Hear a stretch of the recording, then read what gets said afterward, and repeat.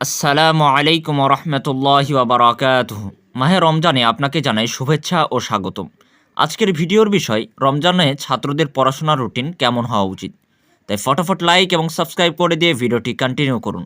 আর হ্যাঁ, একটা কথা না বললেই নয়, ইউটিউব প্ল্যাটফর্মে আমি একেবারে একজন নতুন ইউটিউবার। তাই আপনার একটি লাইক আমাকে পরবর্তী ভিডিও বানাতে অনেক বেশি উৎসাহ যোগাবে। তাহলে চলুন শুরু করা যাক আজকের নতুন ভিডিও। আমরা মনে করি রমজান মাস পড়াশোনার জন্য একটা পারফেক্ট সময় নয়, কেননা সারাদিন না খেয়ে থেকে পড়াশোনা করলে আমরা অনেক বেশি টায়ার্ড হয়ে যাব। তাহলে রোজা থেকে পড়ব কীভাবে? ওয়েল, আপনার এই ভুল ধারণাকে ভেঙে আমি রমজানে ছাত্রদের পড়াশোনা করার জন্য এমন একটি রুটিন দেব যা শুনে আপনিও অবাক হতে বাধ্য হবেন। আজকের ভিডিওতে থাকছে অসাধারণ সায়েন্টিফিক্যাল এবং সাইকোলজিক্যাল অনেক ইনফরমেশন। তাহলে চলুন শুরু করা যাক আজকের ইন্টারেস্টিং ভিডিও। রমজানে সেহরি খাবার জন্যে তো আমরা সবাই জাগি। রমজানি সেহরি খেয়ে ফজরের সালাত আদায় করার পরেই আপনাকে বসতে হবে পড়তে।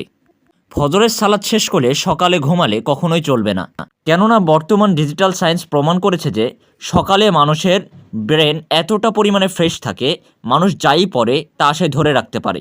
অর্থাৎ মানুষ অ্যাক্টিভিটির সাথে কাজ করতে পারে সকালে ঘুম থেকে উঠে কোনো কাজ করতে শুরু করলে। তাই সকালে যতই ঘুম আসুক না কেন, কষ্ট করে তো সকালে আপনাকে পড়তেই হবে।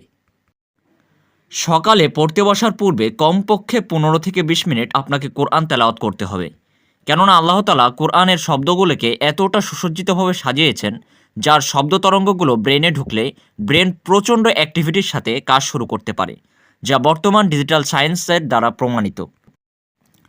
পবিত্র কোরআন পড়া শেষ করে আমাদের 3 ঘন্টা পড়াশোনা করতে হবে, আর পড়াশোনা শেষ করে আমাদের ঘুমিয়ে যেতে হবে। তারপরে ঘুম থেকে উঠে গোসল করে জোহরের সালাত পড়তে হবে। সালাত শেষে বাসায় এসে পূর্বের পড়া রিভাইসের পাশাপাশি আপনাকে নতুন পড়া পড়তে হবে সর্বনিম্ন হলেও 1.5 ঘন্টা। তারপরে একটু বিশ্রাম নিয়ে পড়াগুলোকে রিভাইজ দিতে হবে। তারপরে আসরের সালাত পরে প্রকৃতির সাথে একটু সময় কাটাতে হবে। আপনি চাইলে পরিবারের কোনো কাজেও হেল্প করতে পারেন। প্রকৃতির সাথে সময় কাটাতে বলছি এজন্য যে কোনো ব্যক্তি যদি প্রকৃতির সাথে সময় কাটায় তখন তার সাবকনশিয়াস মাইন্ড অনেক বেশি ফ্রেশ হয়ে যায়। অতপর ইফতারের 30 মিনিট পূর্বে থেকে আপনাকে কোরআন পাঠ করতে হবে এবং দোয়া করতে হবে, কেননা রাসূলুল্লাহ সাল্লাল্লাহু আলাইহি ওয়াসাল্লামের হাদিস থেকে প্রমাণিত হয় যে যদি কোনো ব্যক্তি ইফতারে আল্লাহর কাছ থেকে কোনো কিছু চায়, তাহলে আল্লাহ সুবহানাহু ওয়া তাআলা তার দোয়া পূরণ করেন। ইফতার শেষে মাগরিবের সলাত আদায় করে আপনাকে সন্ধ্যা থেকে এশা অন্তত সর্বনিম্ন হলেও 1.5 ঘন্টা পড়তে হবে। আর এশার সালাত আদায় করার পরে আপনাকে সর্বনিম্ন হলেও আধা ঘন্টা পড়ার সাথে সাথেই আপনাকে ঘুমিয়ে যেতে হবে। বেশি রাত ভরে পড়লে আপনি কখনোই সফল হতে পারবেন না, কেননা বেশি রাত ভরে পড়া অনেক বেশি ক্ষতিকর, যা বর্তমান ডিজিটাল সায়েন্স প্রমাণ করেছে। তাছাড়াও কোরআন এবং হাদিসে উক্ত বিষয় সম্পর্কে অনেক বেশি ব্যাখ্যামূলক হাদিস এবং কোরআনের আয়াত রয়েছে। তাই তাড়াতাড়ি ঘুমিয়ে সকালে উঠে পড়াটাই আপনার জন্য one of the best important একটা কাজ হবে। তো এই ছিল মাহে রমজানে পড়াশোনার সংক্ষিপ্ত routine.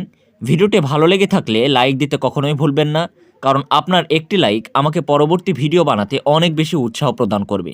Thank you so much. সবাইকে জানাই রমজানের শুভেচ্ছা। আসসালামু আলাইকুম।